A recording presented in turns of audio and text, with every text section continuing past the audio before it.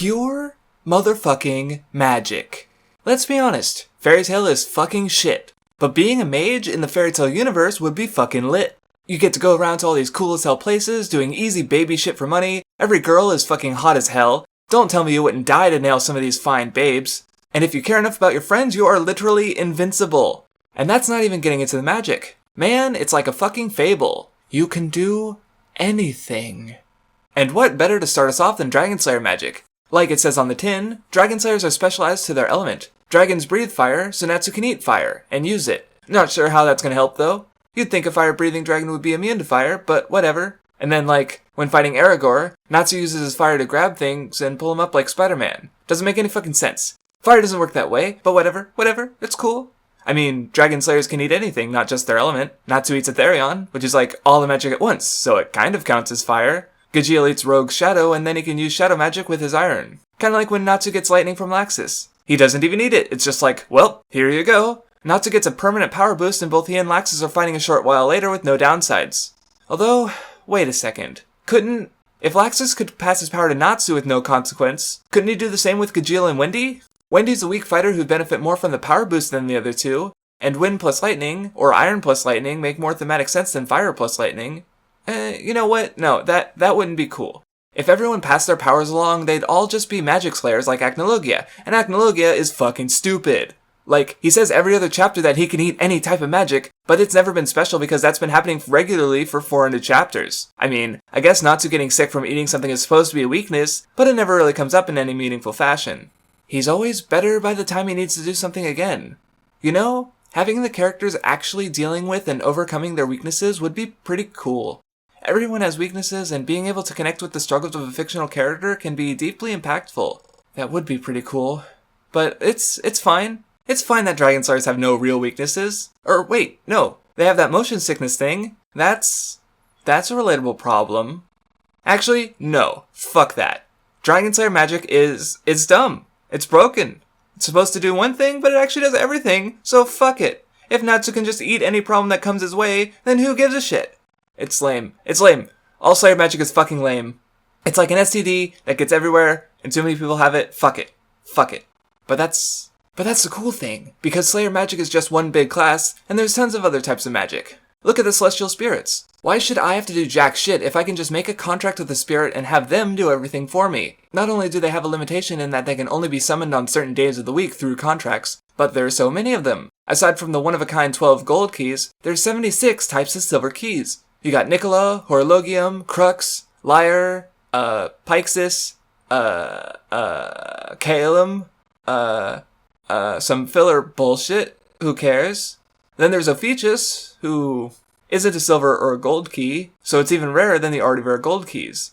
But there are more gold keys introduced than silver ones, and the silver ones are less useful than a smartphone app anyway. Google Search, Google Maps, and MP3 player. I mean, I guess you need super rare awesome keys if the normal ones are just kinda shit. The gold ones are kinda cool. Taurus, the beefy combat spirit, is a tough guy who gets overpowered by Natsu in his first appearance. But there's other ones. Lucy starts off with 3 keys, which is as many as any other celestial spirit mage in the series is ever shown to have, and by the end she's got almost all of them.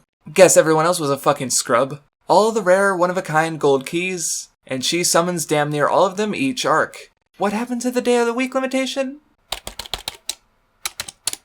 Okay, apparently it was revealed in the back of one of the volumes that the contracts between mage and spirit change over time to allow for more days of summoning, because apparently this wasn't actually important enough to show in the manga, even though considering how snippy Aquarius usually is, she's probably not going to do something like that so casually. Actually, what the fuck is up with the summoning in general? The limit of daily summoning makes sense in theory. Celestial spirits are supposed to be their own beings from their own world, and they have multiple keys wielded by different mages across Earthland, but they don't seem that necessary. Several times, Horologium and Leo are just summoned without Lucy's foreknowledge or consent, yet presumably require her magic power to do so. Oh, and Aquarius summons herself later too, after Lucy had already broken her key in a previous arc, meaning that this is a thing that can happen without actually having a contract with the spirit in the first place. I guess contracts were never that important though. On Galuna Island, when Lucy fights Sherry has a magic that can control non-humans, including Lucy's spirits, nullifying her magic completely by turning them on her. While Lucy is in trouble, Sherry talks about how she's helpless, unable to unsummon Taurus to save herself. She has a logical explanation as to why. A contract is something formed through a mutual agreement, so cannot be broken except by a mutual agreement. Considering how Angel doesn't care about her spirits beyond being tools, which turns out to be her undoing in the face of Lucy's love of spirits,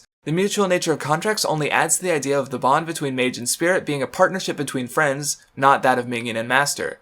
Lucy then takes this meaningful concept, shoots it in the head, and uses forced gate closure, a backdoor come up with on the spot, to... I don't even know. Why establish a rule with meaningful setting connotations, only to break that rule literally pages later? Not even pages, panels. In the 9th panel, after Sherry says forced closure can't be done, Lucy does it. She's really amazing, doing something said to be impossible immediately after it was said to be impossible. That's right. She is really special. After the time skip, Lucy's relationship with the spirits gets her bonus when she takes her friends to the Celestial Spirit World to party. But after all the fun stuff, we find out that the Celestial Spirit World has a time discrepancy, where 1 day in the Spirit World means that 3 months pass in the human world. So if 24 hours equals 90 days, then then 1 minute in the Celestial Spirit World is an hour and a half in the human world. Fucking what? Being a Celestial Spirit would be complete and utter hell. If you were summoned once a week in Earthland time, then that would mean being taken from your cozy home 12 times a day to fight in utterly grueling battles. I mean, no wonder they love Lucy. Her going into a 7-year hibernation gave them a 28-day vacation, a whole month off. And that's just the gold keys. Silver keys must have even more widespread use. They wouldn't have a moment's rest because once they were back in the spirit world, a simple 10-minute period for them would be 15 hours in which any old mage could just summon them. I don't believe for a second that a being would subject themselves to that. Wait, sorry, I don't believe that for a minute and a half. Why would any spirit make a contract with a mage? Why would any mage make a contract with a spirit that's only as useful as a phone app in the fucking first place? Assuming you can even summon them if it's not the 3rd Tuesday of December, but only 5 minutes past noon in lightly snowing conditions. Except there's no point to contracts anyway, because despite the mutual formation of the union, mages can just banish the spirits against their whim, and spirits can summon themselves. Oh right, by the end of the series, there are only 2 Celestial Spirit mages because one whole something happened. Guessing everyone else realized it was stupid. No surprise. Even in Lucy's case, the stars have to be fucking aligned for them to be as barely useful as they are. What did she even do? Why can't I be a cool Celestial Spirit mage? Actually, fuck it. I don't want to be a Celestial Spirit mage. Fucking dumb.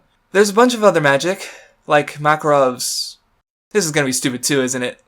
I mean, there's nothing really wrong with Makarov's magic. He's one of the 10 wizard saints, meaning he's one of the most powerful mages in Fior. And aside from using a cheap overpowered spell to beat another wizard saint who also did nothing of note, he does nothing but get wrecked by other characters who he never beats. In particular, Arya the Element 4 gets a drop on him and nearly kills him in a single attack. Arya is capable of draining magic from his opponents, and this is something said to actually work better against stronger foes. Later, you have an instance where Kana traps the entire guild in cards to save them from an explosion, making some of the most powerful mages in the country helpless without their consent in seconds. And that's not even the half of it. Mest, with his memory magic, Freed with his dark écriture, brandishes size-shifting magic. This stuff is way more powerful than is given credit. Their weaknesses are highly specific, if they exist at all, and their strengths are almost overwhelming. All that's keeping these users from dominating is the lack of creativity. The only way to defend against these specific abilities is with weirdly specific solutions, or just the incompetence of the user. Freed's Jutsu Shiki creates a nearly impenetrable barrier that, out of fairy tale mages, only Levi can alter with enough time.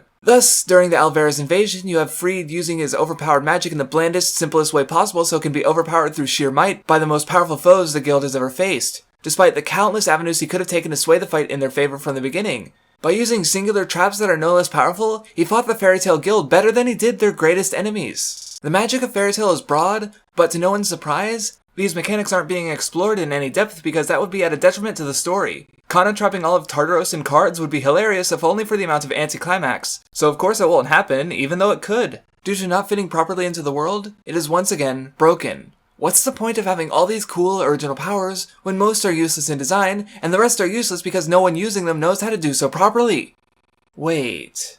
In other words, it's perfect. Not only are there avenues of magic not being explored, even by characters whose whole desire revolves around exploring magic, the entire society around this magic is built as equally broken. The simple basis of mages who take missions for money, the one core tenet of the setting, the reason guilds exist, the reason half of the arcs begin, the way the characters go on day to day, is steeped in the lack of creativity and effort these mages put in. Looking at the power structure of Fior, the small country most of the series takes place in, we have the kingdom, which has the military might in the form of an army. Said army is only ever used for fodder, running to any disturbances, typically those caused by Natsu. which of course means that they are easily dismissed. At no point does what is apparently the highest authority in Fjord come across as anything remotely resembling authority. By far, the most prevalent authority across the series is the Magic Council. Their primary function is the management of guilds, which by far make up the strongest military force in the nation, as shown during the Eclipse Crisis. The army is completely helpless to the massive amount of dragons set to come through the door, so the huge amount of mages there for the games is called in to help, and despite lack of formal training or organization, they do a better job than any non-magical army ever could.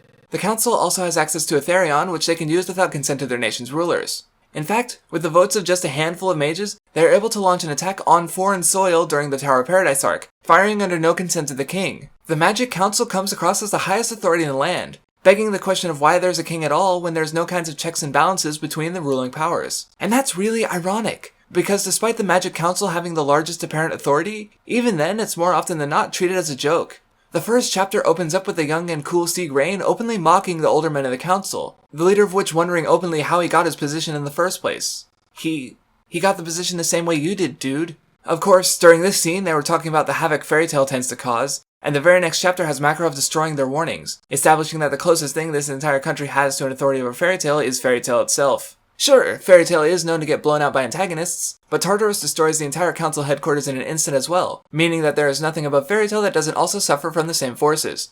Why do these mages take such menial jobs when they could be running the fucking country? In Fullmetal Alchemist, alchemists are largely regulated by the state, and many of them are members of the military. You don't have hundreds of alchemist guilds threatening that power balance. In Dragon Age Origins, the mages are heavily restricted, in part because they have a tendency to be possessed by demons due to the forces they toy with, and Templars are trained in anti-magic tactics to deal with rogue mages. So, if you were a mage in Fairy Tail, you wouldn't just get to do easy jobs for chump change and swim in bitches. If you put in the hard work and effort that none of these characters ever have with their handout power-ups and friendship punches, you could master some overpowered piece of shit magic and become a god. Lead the magic revolution, overthrow the king, infinite friendship power!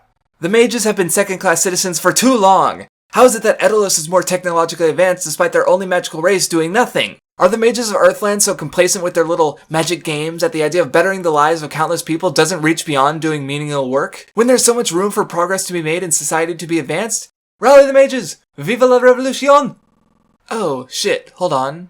Only 10% of the population uses magic. The rest of it either won't, or more likely can't. Which means a normal fucking guy, like you or I, can't become a mage in Fairy Tail. That seems weird. That 10% figure doesn't represent what we see in the series at all. Normal people are grossly underrepresented, while mages take complete and utter prevalence in the narrative. About the only time you have normies being even tangentially involved is the royal family during the Eclipse Crisis, in which they're being toyed with by a mage who doesn't even need magic like charm, memory, mind control to do so. They're helpless. Even child mages are more competent. During the slave revolt at the Tower of Paradise, Urza, with no proper training, awakens her weapon magic like it were a superpower. She's not moving armor or rubble, it's weapons exclusively. This is obviously in reference to the magic she utilizes later in her life, but it comes off as bizarre because in any other instance of someone first learning magic, it's taught. Romeo picks up colored fire magic during the time skip. In Fairy Tail Zero, Zeref teaches the founders of the guild. None of these characters were established as mages beforehand except Mavis. None of these characters have a cool moment of magic awakening, not even Hades, who, despite seeming to have an interest in magic beyond most of the characters, is introduced wielding knives and using brute force. Why is Urza so special? Wait, did I really just ask that? Come on, we all know that Mashima has an Urza Dakimura on his bed next to his Jalal one. Shit, now I want the set. Can I get some Patreon bucks over here? Mathwiz and Volkion know what's up. Despite the overwhelming power of magic, at no point do we see a character in Fjord who wants to be a mage but can't. This 10% figure clashes with the narrative of Fairy Tail so much. Pushed time and time again, it's shown that magic is drawn from emotion. Usually this manifests itself in a tired ass-pull moment where the characters start spouting off something about friendship and the narrative decides they should win. I mean, it only happens every so often.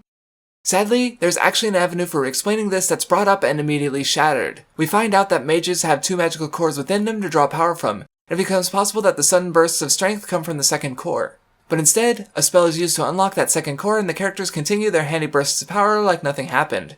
But normal people don't have any magical cores, as shown with magical and non-magical beings are split during the fall of Edolis. So if magic and emotions are so closely tied together, do non-magical people not have real emotions?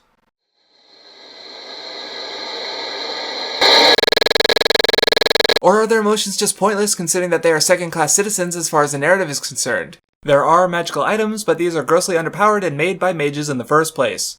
The closest device to anti-magic is magic-canceling shackles or other forms of magic, like the curses used by demons or wave motion magic. Early on, we're introduced to mercenaries who must have come from a different setting. One of them claims that mages are weak because their bodies can be broken before they can actually use their magic. Yet most fights are outright slugfests, with squishy mages sustaining tons of damage. Maybe if they re-specialized to a type of magic that could highlight their tough bodies, they'd be singing a different song. Because if you aren't basically using magic, you aren't shit.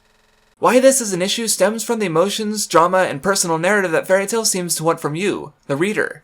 It is an action-adventure shonen. Series like this are no stranger to showing how you can do whatever you put your mind to, and gets this across by building worlds in which anyone can do so with the right amount of willpower and grit. These stories are meant to be empowering and uplifting, to make you feel like you can do anything, like you can reach heights you've never seen before, then make new ones. And as long as these types of stories continue to help people find reasons to improve themselves, I'll always defend that.